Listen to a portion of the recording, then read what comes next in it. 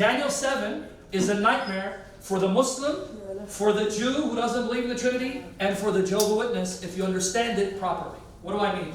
Daniel 7, 9 to 10. Let's unpack it. Brother, read New King James. Daniel 7, 9 to 10.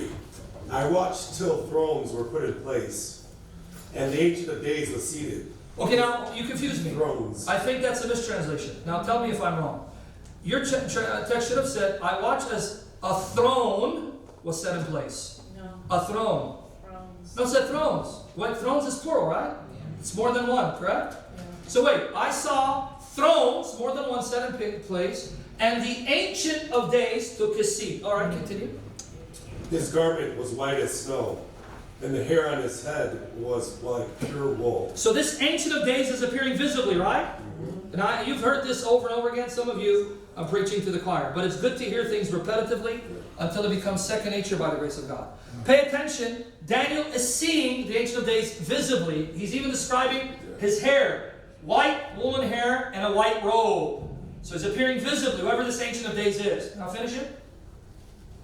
His throne was a fiery flame. Okay, now again you misquoted. It should say his thrones, plural. Yeah. No, it doesn't say that, even though he said yeah. His throne, singular. But at the start of the verse, he saw more than one. You see why I'm taking my time to unpack it so you can see the clarity of the passage? So if the Ancient of Days only occupies one throne, and yet he saw more than one, that means there's going to be someone else sitting on that other throne. You understand where we're going with this? He saw thrones, plural. And the Ancient of Days took one throne. That means there's another throne for somebody else. Now continue. Its wheels a burning fire. A fiery stream issued and came forth from before him. 1,000 thousands ministered to him. 10,000 times 10,000 stood before him. So notice he's the only one seated. Everyone else in heaven are ministers who stand in attention waiting to receive orders from him. Did you catch that in verse 10? Myriads upon myriads stood before him. They didn't sit before him. They stood in attention, ready to receive orders from this one. So that means he's the only one sitting on a throne up to this point. But Daniel saw more than one throne. So if none of the inhabitants of heaven are sitting on a throne, and the Ancient of Days only occupies one throne, that means there's someone else who's about to show up to take the other throne to rule with the Ancient of Days. Who's that other one? You don't need to guess. 13 and 14. 13 and 14. Watch this. Here's the glory of Jesus Christ. 13 and 14. Daniel 7, 13 and 14. I was watching in the night visions, and behold, one like the Son of Man, coming with the clouds of heaven. He came to the Ancient of Days. Well, how many is that? Count. Do your math. The Son of Man, one like a Son of Man. You know why it says like the Son of Man? Or your translation may say like a Son of Man? Because it means, although he has a human appearance, he's more than human. One like a Son of Man. Son of Man means human. And again, in Aramaic, it's bar inash, right? We say that in Assyrian, bar nasha. This part of Daniel is written in Aramaic, so the word is bar inash. Bar inash. In Assyrian, we still use that word today. If I say, I can't say to her, well, I can say that to her. Ziyawa bar nasha. What did I just call him? Bar nasha. What I call him? No, not literally. Bar nasha means son of human. Bar nasha. What does nasha mean? Human. Human. So if nasha means human, what does bar nasha mean? Son of human. But when I say son of human, that's simply another way of saying human. Ziyawa bar nasha means, yeah, you're right.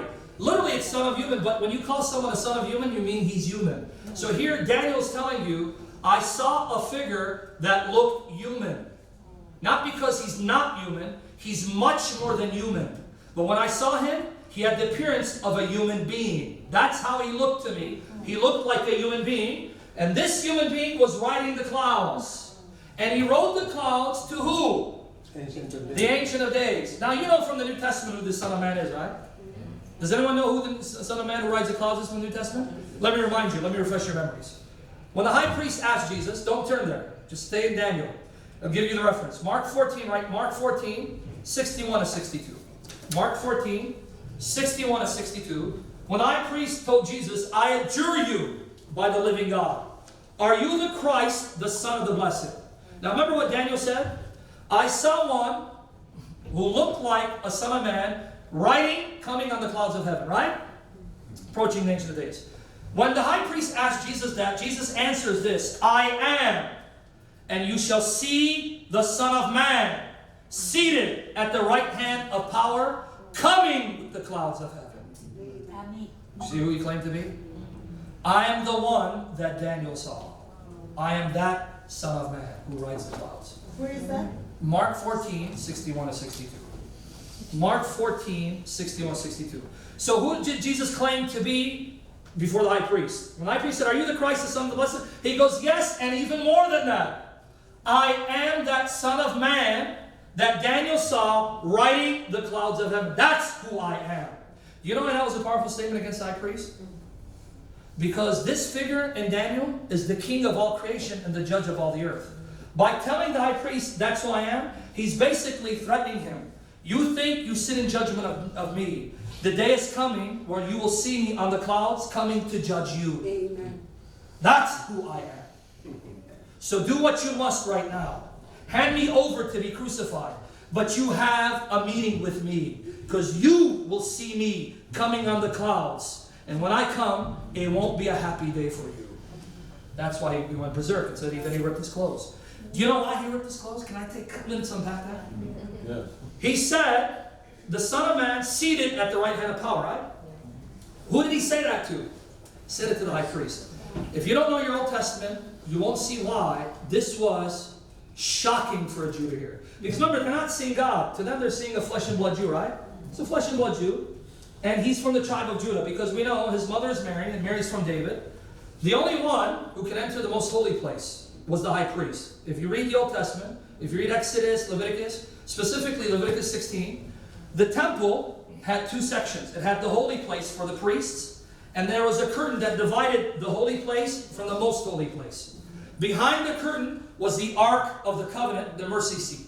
And during the first temple, behind the curtain, they also had golden jar of manna, right? The golden, because when God rained manna, it says that God had them preserve a golden jar of it and put it in the most holy place as a reminder for generations to come. This is how God loved your fathers and took care of them in the desert.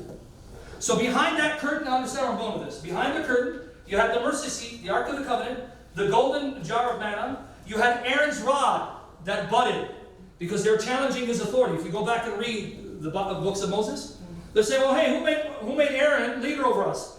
And then God told Moses, tell them to come forward. Whoever staff buds, flower comes out, that's the one whom I appointed to be leader. And it says that Aaron's staff budded as a sign that he was appointed by God to rule with Moses. So they took that staff and they put it in the mercy seat. So notice what was behind the curtain.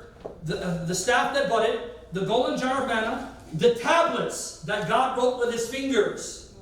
It was there placed on the mercy seat. According to Leviticus 16, only the high priest could enter there only once a year. And he entered at his own risk. Take the time over the weekend and read Leviticus 16 in depth on your own. Once a year on the Day of Atonement, Leviticus 16, the high priest would have to wash, change his clothes, and he would have to enter with a sacrifice for him and the people. Only he could enter behind the curtain, and if God accepted the sacrifice, he could come out. If he didn't, God would kill him dead on the spot. Now here's the problem. If God didn't accept the sacrifice, he gets killed. Who's going to go after him?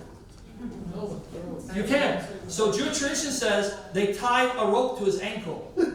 Yeah, because they know they can't enter. They enter, they're going too. So if he went and they heard a boom, there goes another one. Seriously, they couldn't go. You understand how dangerous it was to enter the most holy place of the earthly tabernacle? Now what's astonishing about this? Write down these chapters. We won't have time to look at them. Write down Hebrews chapter 6, verses 19 to 20. About to put you guys to sleep on them. Hebrews 6, verses 19 to 20. Read all of Hebrews 9, Hebrews 6, 19 to 20. And read Hebrews 9, the entire chapter, and Hebrews 10, the entire chapter. According to those chapters and the New Testament as a whole, when Jesus rose from the dead, and then 40 days later, he physically, bodily ascended into where? The most holy place in heaven. According to Hebrews, the earthly tabernacle was designed after the heavenly one. So in heaven, there is a tabernacle. In heaven, there's a holy place and a most holy place. And in heaven, the most holy place is where you see God's actual throne and God sitting on it. Now understand where I'm going with this. You see how dangerous it was to enter the most holy place on earth? Yeah. How much more dangerous would it be for someone to enter the most holy place in heaven? And you see, on earth, the high priest would have to enter and come out, right? Now you're going to see why the high priest got upset. Jesus says, you as a high priest, you can only enter the most holy place once a year. You know where I'm going? I'm going to be seated on the mercy seat in the most holy place in heaven, because that's my rightful place. You can only enter the earthly one once a year, and you have to take off for your life. I'm telling you, I'm going to enter the real one. And not only will I enter, I'm going to take my seat there at the right hand of my Father. That's who I am. Understand? You see why he went irate? You, a flesh and blood Jew, you're claiming the prerogative to take your seat in the most holy place of all places, whereas I, the high priest, can only enter the earthly one once a year and at my own risk and peril? Who do you think you are? I am who I claim to be. God in the flesh, the Father's beloved Son. Now you appreciate the words of Jesus, right? Now you see why they went berserk. Because if he's just a Jew, they're right. He blasphemed, he should be put to death. But how many know they were wrong? Because when they put him to death, he could not remain dead. He came back to life on the third day. Okay.